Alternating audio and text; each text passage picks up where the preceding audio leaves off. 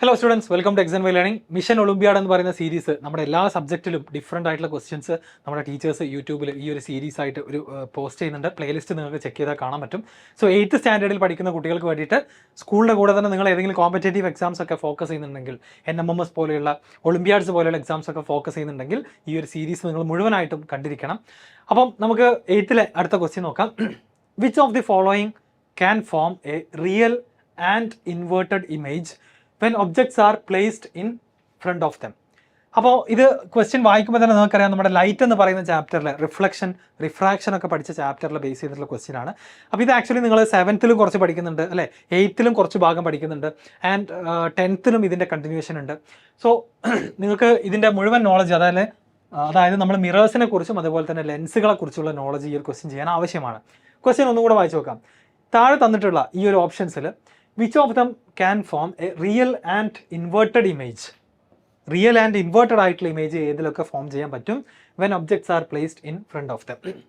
എന്തൊക്കെയാണ് ഈ തന്നിട്ടുള്ള ഡിവൈസുകൾ എന്ന് ആദ്യം നോക്കാം അല്ലേ. ഇത് നിങ്ങൾക്ക് മനസ്സിലാകും. ഒന്ന്, കുറച്ച് മിററുകളും ഉണ്ട്, അതുപോലെ തന്നെ ലെൻസുകളും ഉണ്ട്.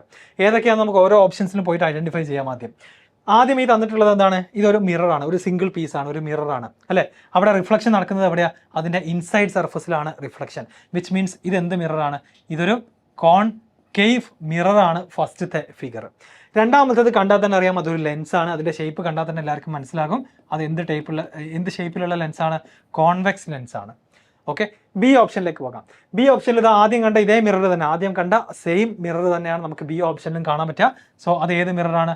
അത് കോൺകേവ് മിററാണ്. ആൻഡ് രണ്ടാമത്തെ ബി ഓപ്ഷനിലെ സെക്കൻഡ് ഫിഗർ മറ്റൊരു മിററാണ്. ഓക്കെ, മറ്റൊരു മിററാണ്.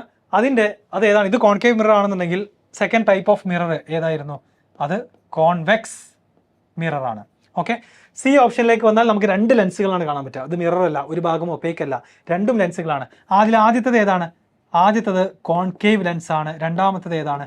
രണ്ടാമത്തേത് കോൺവെക്സ് ലെൻസാണ്. അഗെയിൻ ഒരു മിററും ഒരു ലെൻസും തന്നിട്ടുണ്ട്. ഓപ്ഷൻ ഡി നമ്മൾ നോക്കുകയാണെന്നുണ്ടെങ്കിൽ ഫസ്റ്റ് ഫിഗർ ഇതേതാണ്? ഇവിടെ നമ്മൾ ഓൾറെഡി എഴുതി അല്ലേ, ഇത് കോൺവെക്സ് ഷേപ്പിലുള്ള മിററാണ്. ആൻഡ് ഇതേതാണ്? ഇത് കോൺവെക്സ് ലെൻസാണ് രണ്ടാമത്തേത്. ഇതാണ് ഇപ്പോൾ ഡിവൈസുകൾ.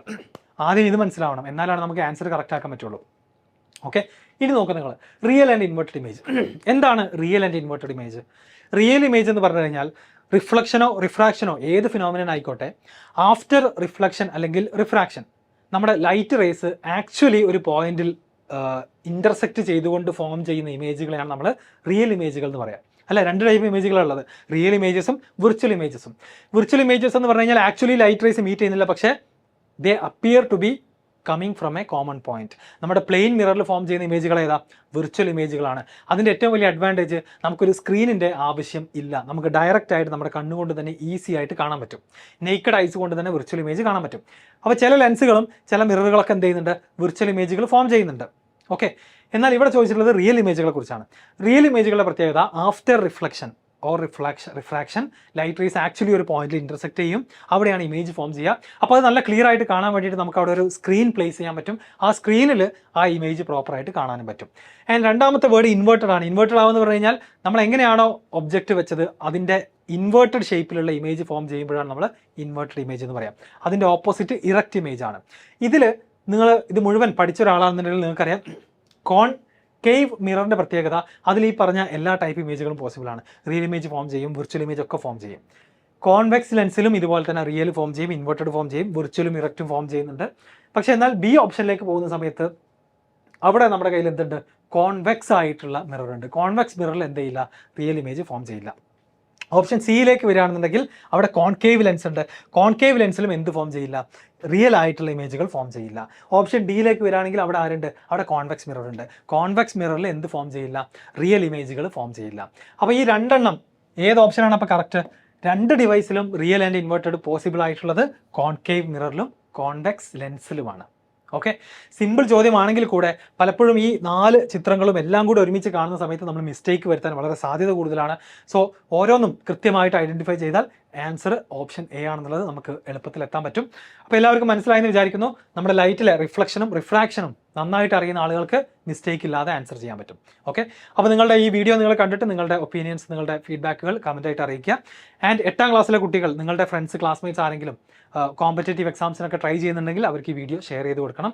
ആൻഡ് XNY ലേണിങ്ങിൻ്റെ ഫൗണ്ടേഷൻ കോഴ്സിനെ കുറിച്ച്, സയൻസ് ആൻഡ് മാത്തിലുള്ള ഫൗണ്ടേഷൻ കോഴ്സിനെ കുറിച്ച് അറിയാൻ താല്പര്യമുണ്ടെങ്കിൽ തീർച്ചയായിട്ടും കമൻറ്റിൽ, ഡിസ്ക്രിപ്ഷൻ ബോക്സിലുള്ള നമ്പേഴ്സിൽ കോൺടാക്ട് ചെയ്യുക, അല്ലെങ്കിൽ ലിങ്കിൽ ചാറ്റ് ചെയ്യുക.